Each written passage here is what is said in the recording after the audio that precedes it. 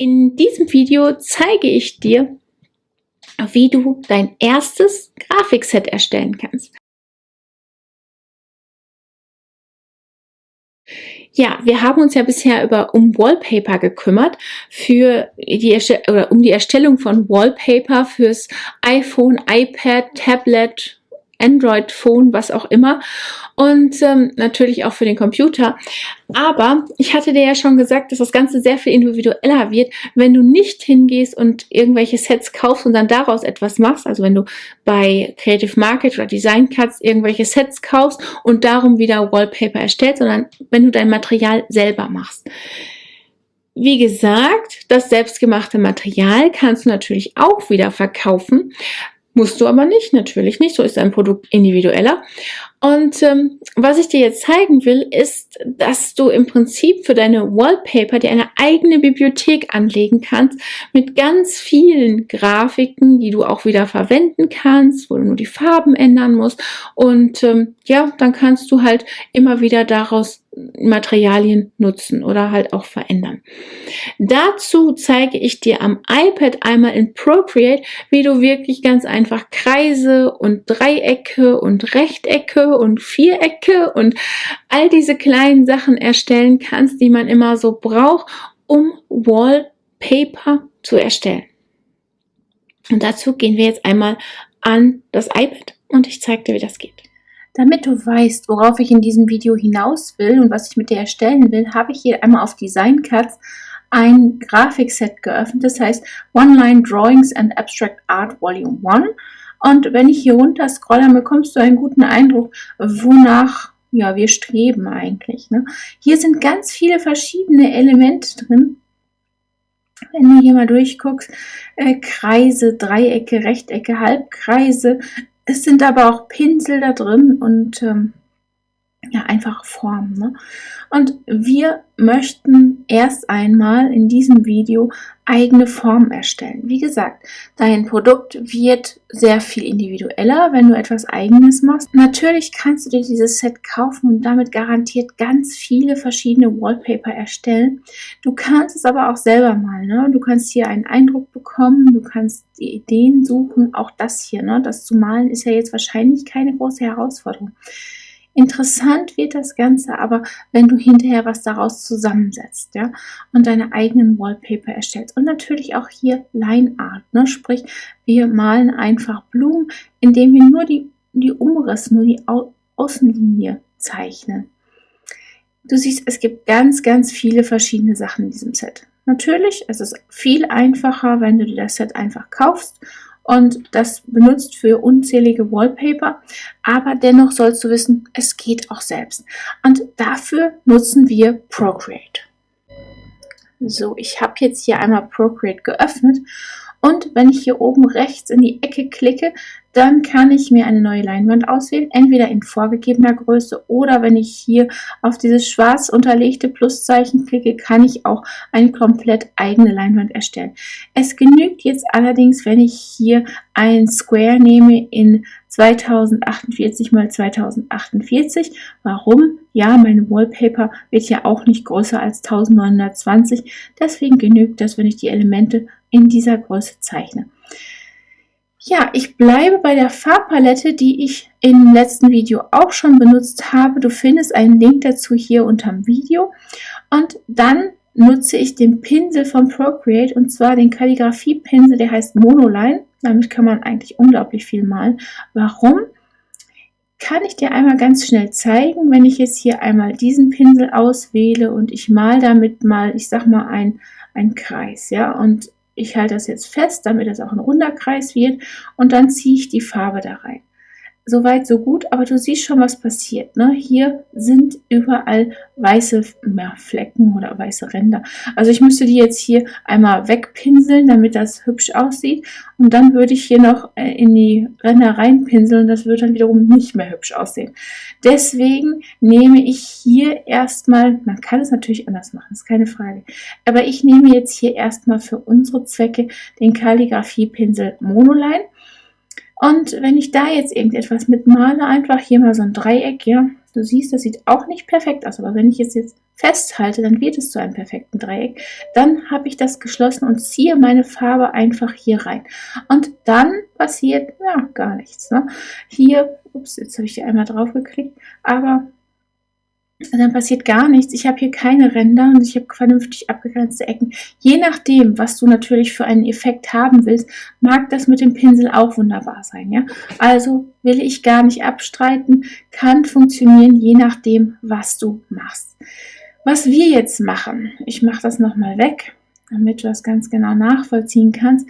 Ich habe hier natürlich wieder meine Ebene und gucke auch, dass jedes Element, was ich erstelle, auf einer Ebene ist. Diese Ebenen kann ich natürlich hier einzeln exportieren, aber ich mache mir das Leben da leichter und mache das später in Photoshop. Deswegen werde ich jetzt hier für jedes Element eine Ebene erstellen, die dann wieder ausstellen und so im besten Fall ganz viele Ebenen haben mit ganz vielen Elementen, die ich hinterher einzeln abspeichern kann. Also jetzt wollen wir erstmal ein Dreieck machen. Ich mache das jetzt schon mal etwas größer. Wie gesagt, ich brauche die Größe ja durchaus später für mein Wallpaper. Ich halte das einfach fest, wenn ich es gemalt habe. So, jetzt kann ich sie sogar noch größer machen oder kleiner machen, wie auch immer. Ich mache es jetzt ein bisschen größer.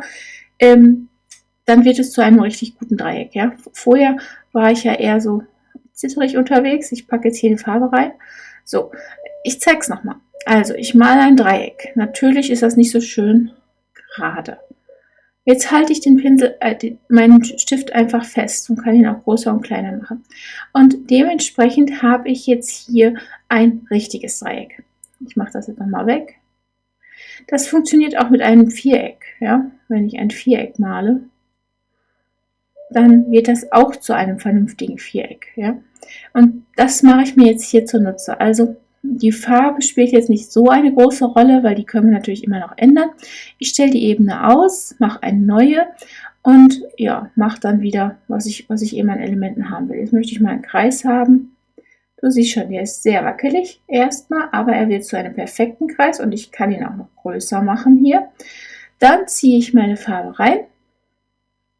Und das funktioniert auch prima. Und nun habe ich einen Kreis und ein Dreieck. Weiter geht's. Ein Viereck bräuchten wir auch noch. Also, Viereck. Du siehst schon, wie wackelig das ist mit meinem Pinsel hier. Und ja, das ist doch gar nicht schön, aber naja, kann man auch benutzen. Ne? Ich gehe jetzt hier einmal hier drauf und werde das einfach noch mal ein bisschen verändern, weil wir noch ein weiteres haben. Verzerren. Jetzt kann ich hier die einzelnen Punkte anders setzen und habe dann noch ein sehr interessantes Element. Gehe ich hier raus und ziehe auch hier wieder eine Farbe rein. Ja, perfekt. Und das nächste. Ausstellen. Nächste. Ich strebe immer noch nach einem Viereck. Also ich kann das ziemlich klein malen und kann es dann größer machen. Ja, also nicht loslassen den Stift, sondern einfach dann größer machen. Und jetzt hat das auch funktioniert und ich kann einfach hier meine Farbe reinziehen. Also ich sehe, noch nicht so ganz funktioniert hat es jetzt nicht. Ne? Verzehren muss ich nochmal, also hier, damit es wirklich zu einem Viereck wird. Du kannst es natürlich ein paar Mal versuchen, das ist ja gar kein Problem. Ebenen haben wir ja erstmal genug. Irgendwann kommt das iPad, je nachdem, welche Größe du hast, auch an seine Grenzen, also Größe im Sinne von wie viel Speicher. Und du kannst vielleicht keine Ebenen mehr erstellen. Aber dann kommen wir ja weiter, indem wir das Ganze ja, auflösen sozusagen, indem wir ein neues Dokument nehmen oder wie auch immer. Also jetzt habe ich eine neue Ebene. Jetzt mache ich mal einen Halbkreis, ja. Wieder festhalten. Ja, jetzt ist es eher zu einem Oval geworden. Okay, ich behalte mein Oval, mache eine neue Ebene, die wieder aus. Ich versuche es nochmal. Also erstmal einen Strich machen und dann hier einen Halbkreis. Ja, das hat doch schon besser geklappt. Ne? Also du siehst, ich konnte sogar einmal absetzen, war auch kein Problem. Jetzt ist etwas passiert, es ist nicht komplett geschlossen. Deswegen kann ich jetzt hier oben Color Drop, wenn ich den Apple Pencil nicht loslasse, hoch und runter ziehen. Je weiter ich den runterziehe, desto mehr habe ich die Hoffnung, zumindest, dass das Ganze sich wieder ändert. Aber das tut es in dem Fall nicht. Also okay, funktioniert nicht, müssen wir nochmal machen. Hier ist irgendwas offen und du siehst auch schon hier oben rechts, das ist offen. Das können wir jetzt schließen, aber vielleicht nicht mit dem Radiergummi, sondern mit dem Pinsel, dann geht das auch wieder. Ja? Also muss ich nochmal hier reinziehen. Na, immer noch was offen. Kann dir passieren, ja? Dann bitte nachsehen. Was ist hier geöffnet, was ist noch nicht richtig zu. Und dann muss man natürlich auch sehr vorsichtig malen, weil natürlich, ja, jeder Fehler wird hier geahndet. Wenn man das nicht sehen soll, und das soll man ja meistens nicht, ne, dann ist das ein Problem. Aber du siehst, jetzt hat es funktioniert. Jetzt habe ich noch nicht so schöne Ecken, aber für unsere Zwecke soll das erstmal genügen. Jetzt hast du eine Idee bekommen, wie das Ganze funktioniert, wie du hier deine Elemente erstellst. Und ich finde, das kann man ja sehr viel schneller eigentlich machen als in Photoshop oder in Illustrator. Deswegen mache ich das ganz gerne hier. Wenn ich jetzt ich mache jetzt mal die unterste Ebene aus. Jetzt habe ich einfach nur einen Hintergrund, einen transparenten Hintergrund und möchte jetzt jedes Element in einem meiner Wallpaper nutzen. Jetzt nehme ich 3 Finger und streiche damit einfach von oben nach unten hier drüber und es öffnet sich ein Dialogfeld. Jetzt kann ich hier sagen kopieren, klicke ich einmal drauf und wechsle in ein anderes Dokument, sagen wir in das, was wir eben erstellt haben, und gehe nochmal mit allen 3 Fingern runter und habe wieder mein Dialogfeld und sage einfügen. Und dann habe ich aus dem anderen Dokument mein Halbmond hier. Ja, und das hilft dir natürlich zu unschlagbaren Sachen, weil in dem Fall ist ja jetzt mal so, jetzt kann ich meine Elemente aus dem Dokument, das ich mir gerade erstellt habe, hier einfügen und wieder etwas komplett Neues machen. Ja? Also sagen wir mal, ich habe jetzt hier diesen Halbmond und jetzt möchte ich ein Rechteck haben. Machen wir, kein Problem. Ich gehe nochmal in das Dokument rein, wo ich hier auch mein Halbmond und mein Rechteck habe. Gehe auf Rechteck, mache dasselbe Spiel nochmal 3 Finger nach unten ziehen, sage kopieren, wechsle wieder das Dokument, nochmal die 3 Finger und sage wieder einfügen. Ja, so unterschiedlich kann es sein. Also kann ich jetzt hier mein, was auch immer ich haben möchte oder bauen möchte, aufbauen. Ich kann auch Sachen einfach duplizieren. Das ist auch kein Problem. Ich gehe jetzt mal einmal hier raus und lösche die Ebene hier nochmal. Ich möchte nämlich jetzt einfach mal das hier duplizieren. Und dazu gehe ich einfach hier nach rechts. Ich streiche es nach links, sodass ich rechts etwas sehe, klicke auf Duplizieren. Und dann habe ich dasselbe Element nochmal, gehe auf mein Werkzeug hier und verschiebe das Ganze und drehe es einfach. Jetzt kann ich es auch vergrößern und verkleinern. Will ich natürlich jetzt gar nicht. Ich möchte es eigentlich in derselben Größe haben. So, wenn ich jetzt vergrößere und verkleinere, dann wird mir auch angezeigt, hier rechts so ein blauer Strich, dass das jetzt in derselben Größe ist und hier auch. Und dann hake ich das ab und kann es natürlich nochmal verschieben oder verändern. Ja, ich kann das jetzt auch umfärben. Immer vorausgesetzt, ich bin auf dem richtigen Layer, kann ich mir jetzt hier nochmal eine andere Farbe nehmen, draufklicken, dann habe ich das hier oben drin und ziehe das dann da drauf. Und dann habe ich einfach die Farbe geändert. Du siehst, es ist ganz einfach, deine eigenen Elemente zu erstellen und daraus dann eben eigene Wallpaper zu erstellen. Wenn dir das alles nicht gefällt, natürlich kein Problem. Kannst du, weil wir das auf eigenen Ebenen haben, wieder ausstellen.